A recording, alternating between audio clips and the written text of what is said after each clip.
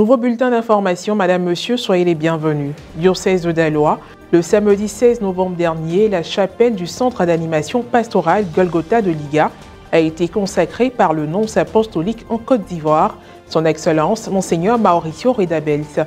C'était au cours d'une messe concélébrée par son Excellence Monseigneur Marcelin Yao Kwadio.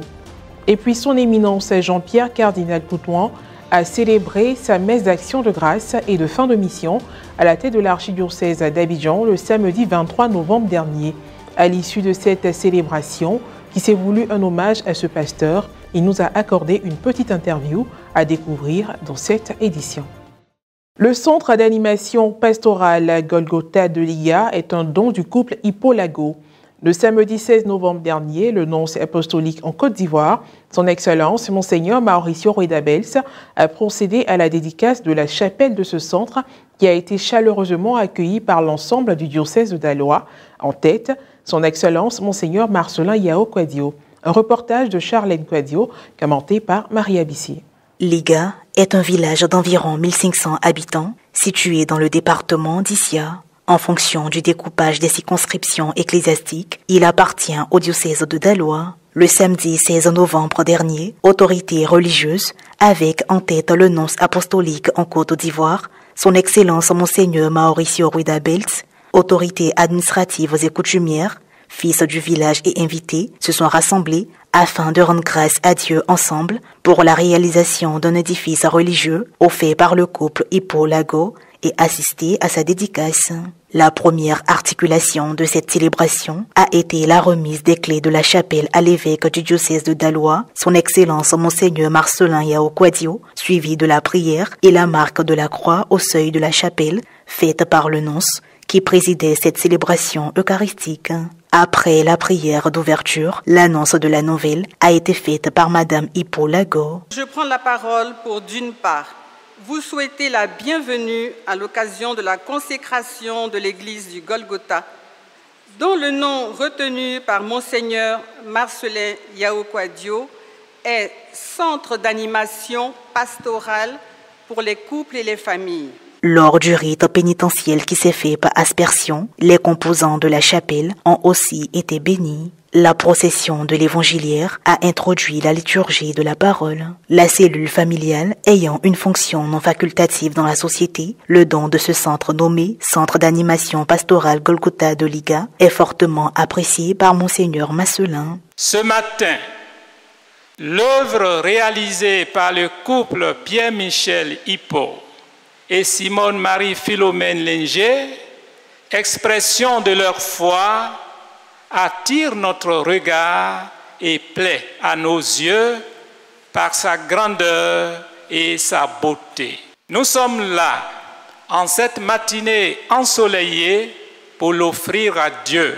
La prédication a laissé place au rite de consécration qui s'est ainsi déroulé. Litanie des saints, prière de dédicace, consécration de l'autel avec le Saint-Crème. Les murs de la chapelle ont également été marqués du Saint-Crème. Les derniers points de la consécration ont été le revêtement de l'autel et l'illumination. Au moment de l'offertoire, la procession d'offrandes a été précédée par la procession des oblats faite par le couple Hippo-Lago. Les rites eucharistiques terminés, la dernière étape de la messe a été marquée par le mot de remerciement de Monseigneur Marcelin adressé au couple donateur. Après avoir exprimé sa fierté, il leur a annoncé qu'il aura obtenu une bénédiction papale.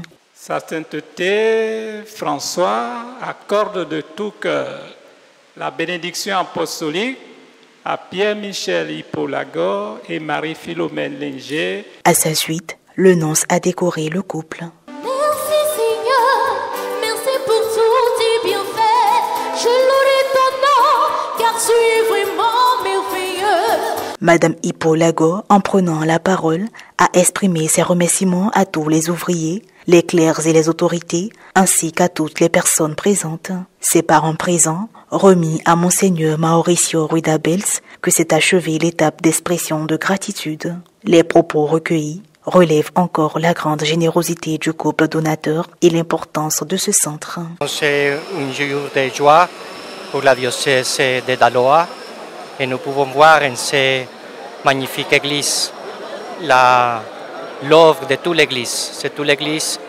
qui a voulu cette œuvre et nous remercions le Seigneur aussi pour les généreux bénéfacteurs. C'était vraiment pour féliciter ce couple d'avoir eu cette idée, c'est merveilleux. Et il faudrait que peut-être nous autres, là, on puisse voir d'autres personnes pour faire partout dans nos régions. La joie est à son paroxysme.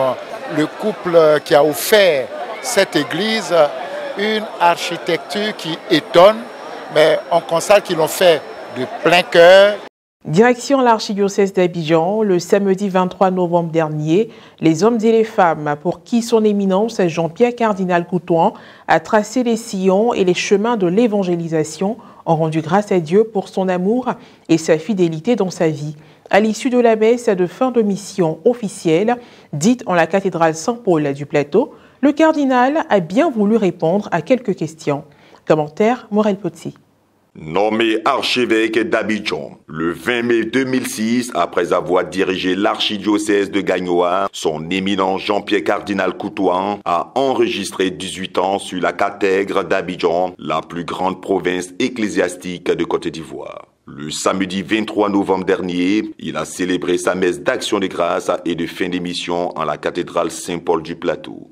À cette occasion, ce pasteur qui s'est révélé être un modèle de résilience et de résistance, une véritable figure paternelle, a su une fois de plus communiquer sa joie de vivre, appuyer de mots qui éveillent les consciences et exprimer sa gratitude à tous les composants de l'église particulière d'Abidjan et aux convives, parmi lesquels des représentants des églises sœurs. En clair, que représente cette célébration pour lui? Cette célébration, ce n'est rien d'autre que la reconnaissance de la grande fidélité de Dieu qui ne se trompe jamais.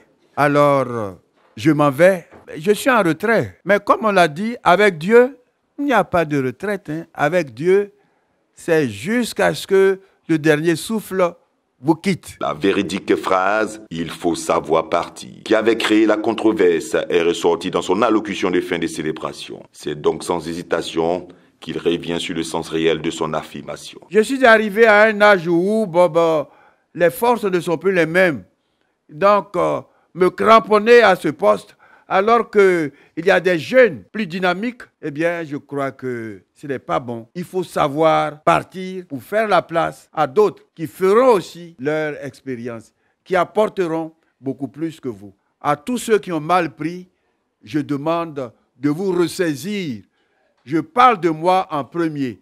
Mais en parlant de moi, je parle aussi de tous les hommes. Ça, c'est clair. Que souhaite-t-il que l'on retienne de sa mission dans l'archidiocèse d'Abidjan? J'ai fait tous les efforts qui se devaient pour que cette mission réponde à ce que celui qui me l'a confié, c'est-à-dire Dieu, réponde à ce qu'il attend de moi.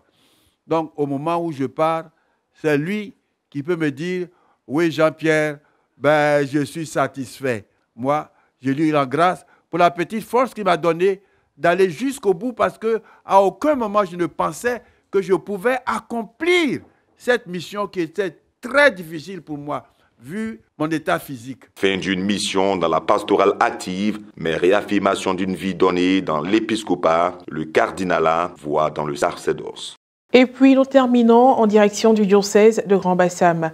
Les Sœurs des Pauvres ont célébré la clôture des festivités de leur jubilé d'or de présence en Côte d'Ivoire le samedi 16 novembre dernier, en la paroisse Saint-Jean d'Aboisseau. À cette occasion, plusieurs prêtres et fidèles laïcs se sont unis à elle pour l'action de grâce à Dieu. Le père Victor Ouedraogo, curé de la paroisse haute, et Monseigneur Jean Bonzo Kwasi, vicaire général du diocèse de Grand-Bassam, se sont prononcés sur l'avenir de la mission des sœurs jubilaires. Les sœurs sont venues, par leur charisme, elles se sont beaucoup occupées des pauvres, de ceux qui n'avaient rien.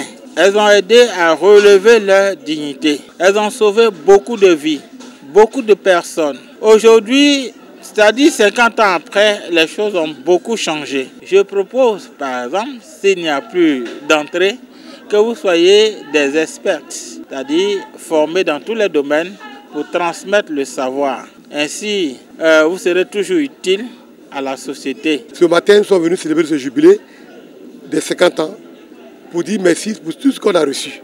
Et en même temps, pour tout ce que nous allons recevoir d'elle.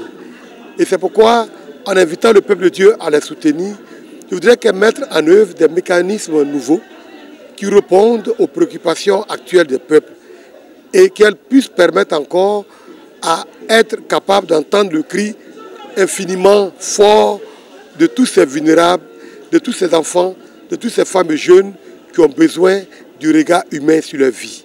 Ainsi se referme cette édition d'information. Merci de l'avoir suivi, que je veille sur nous. À très bientôt.